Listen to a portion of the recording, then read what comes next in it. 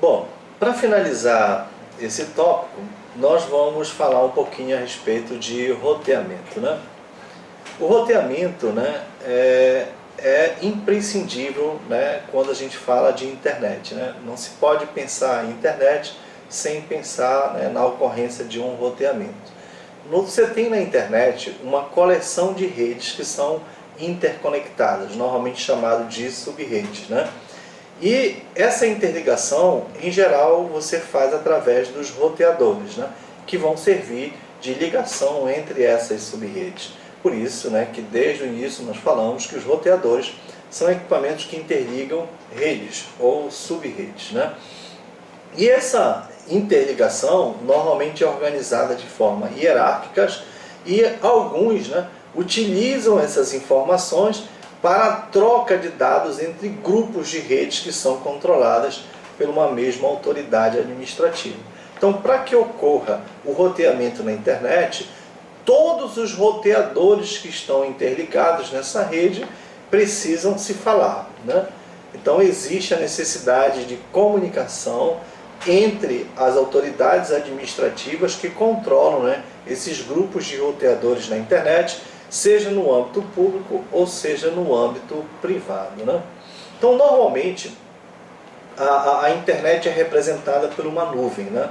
E aquela nuvem nada mais é do que vários roteadores, né, que estão interligados, né, criando uma malha por onde vão passar, né, todos os pacotes que são encaminhados pela internet, né? Então nós temos equipamentos que estão interligados no nível 1, chamado Tier, né? 1, no nível 2, no nível 3, até chegar nas pontas, até chegar na periferia. Então você tem, de acordo com o mostrado na figura, né, os equipamentos que estão interligados, os roteadores que estão interligados, né, entre as várias autoridades hierárquicas que possibilitam, né, você fazer um acesso à rede. Em geral, o usuário, né, faz um acesso à rede através de um ISP, um Internet Service Provider, ou um POP, um ponto de presença, né, para poder fazer o acesso a essa rede. Quando você faz um acesso residencial, por exemplo, você usa um provedor, um ISP, um Internet Service Provider. Por exemplo, no nosso caso, o Instituto Federal, ele faz através de um POP, um ponto de presença. Então tem um ponto de presença no estado do Pará, né, que fica dentro da Universidade Federal, ligado à Rede Nacional de Pesquisa, por onde a nossa saída de internet acontece. Então todos os dados da internet trafegam através daquele ponto de presença. E o roteamento vai fazer o quê? O envio daquela informação de um ponto de origem até um destino. Então, quando você acessa um determinado site, começa a fazer um serviço DNS para buscar a informação de onde fica aquele site, o endereçamento IP. Depois, baseado no endereçamento IP, vai acontecer o roteamento até esse destino para estabelecer uma conexão entre um ponto e outro, para iniciar o trânsito, né, das informações que vão ser baixadas até o seu equipamento. O modelo de roteamento, né, em geral, utiliza salto por salto, né, o Hop by Hop, né? Cada roteador que ele recebe um pacote, ele vai abrir esse pacote, verifica o endereçamento de destino, né, no cabeçalho IP, então ele analisa até a informação na camada de rede, então ele passa no frame, na camada física, na camada de enlace, endereçamento MAC, mas chega até a camada de rede, para poder analisar o endereçamento no cabeçalho IP, calcula qual vai ser o próximo salto, para onde eu vou mandar, baseado nas informações que são trocadas entre os roteadores. Então o roteador sempre sabe, né, qual é o próximo destino e passa para o próximo, né, no próximo roteador, até chegar essa informação até o destino. Então o processo vai se repetindo de roteador para roteador. Um comando muito interessante de você utilizar, se você abrir o prompt do MS-DOS, você pode utilizar o comando tracert. Você digita tracert, T-R-A-C-E-R-T-E,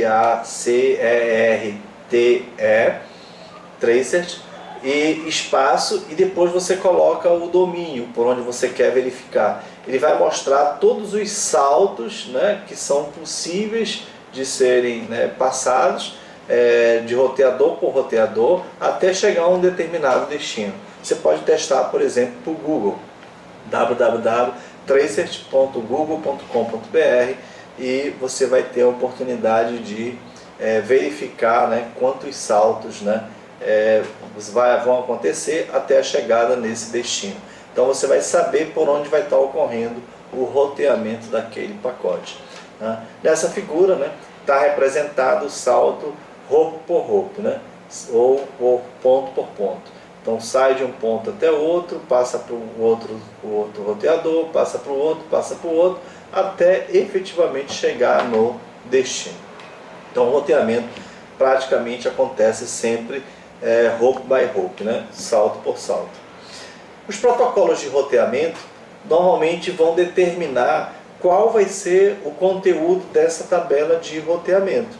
Então, em cada roteador vai ter informações a respeito do roteamento, informações armazenadas nessa tabela de roteamento. E nessa tabela, elas vão dizer qual a forma que vai ser montada, né, e quais as informações vão estar contidas nessa tabela de roteamento.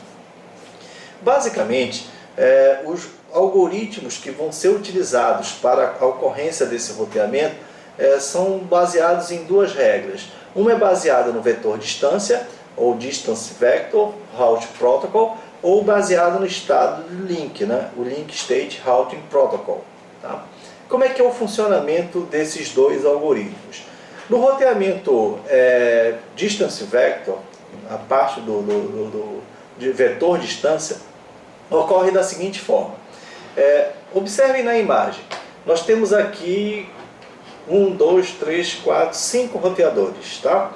Então, eu quero, por exemplo, sair do ponto 20 e ir até um determinado ponto chamado 50.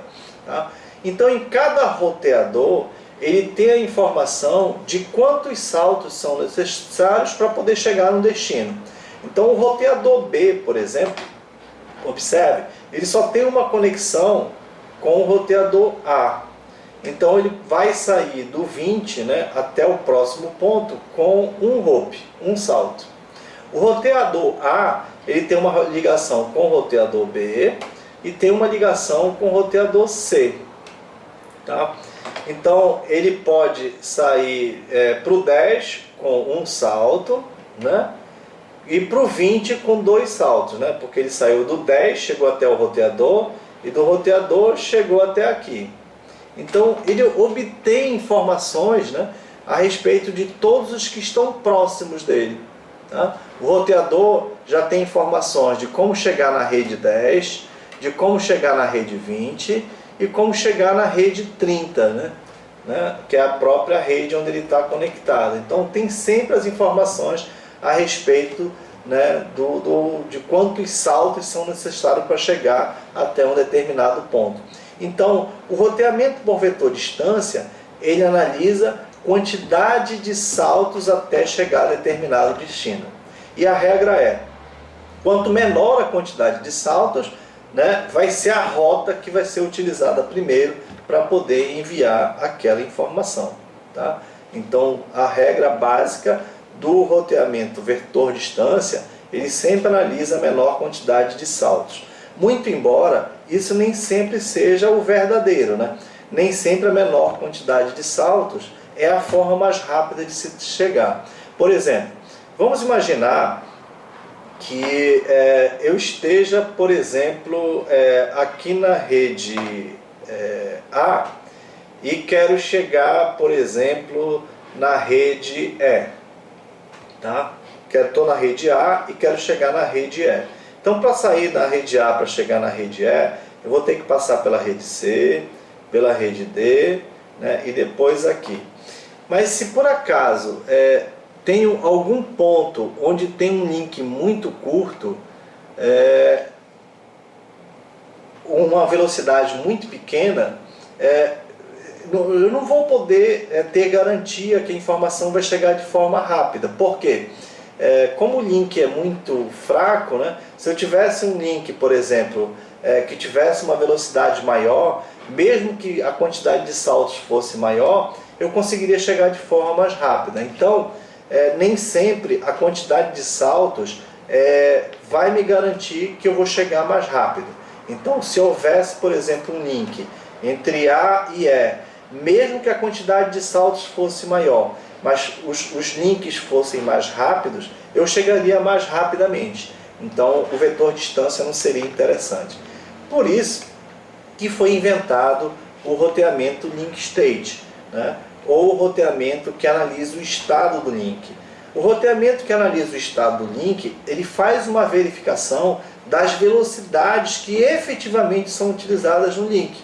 Ora, se eu faço uma verificação no estado dos links, sobre as velocidades que estão sendo utilizadas pelo link, eu posso, por exemplo, escolher um caminho maior, mas que, por ter uma velocidade maior naqueles links, entre os pontos, entre os links, mesmo a quantidade de saltos sendo maior, eu consigo chegar mais rapidamente até o destino. Tá? Então, nesse caso, um roteamento analisando o estado do link, ele não vai se preocupar com a quantidade de saltos, e sim com a qualidade desses links que tem entre os roteadores, porque é comum na internet, né, eu ter vários caminhos para chegar a um determinado ponto. Então ele analisa o estado dos links.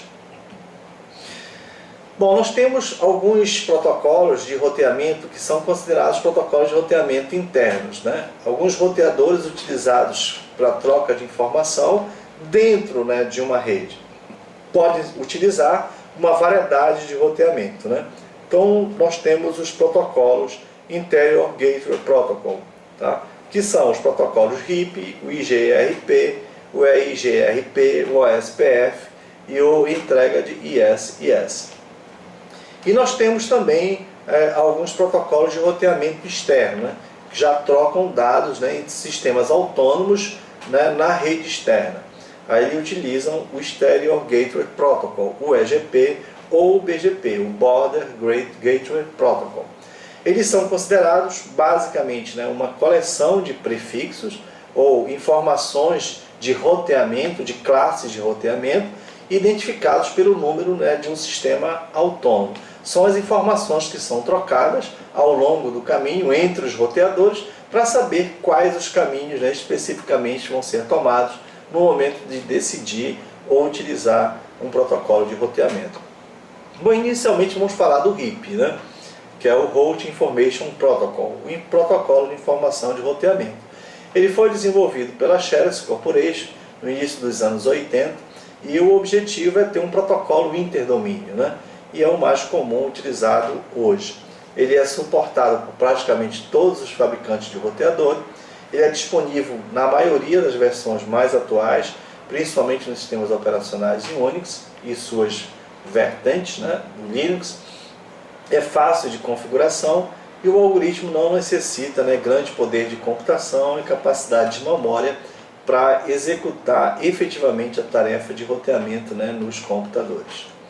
O IGPR, o Interior Gateway Protocol, ele foi criado nos anos 80 pela Cisco, né, que é a detentora, né, de sua patente. Ele resolveu alguns problemas, né, associados ao RIP, né, para roteamento interno, e os algoritmos utilizados pelo IGPR, ele normalmente determina o melhor caminho entre dois pontos de uma rede, examinando as informações de largura de banda, então ele analisa qual a largura de banda que está sendo utilizada, e o atraso, né, que pode estar ocorrendo entre os roteadores, né?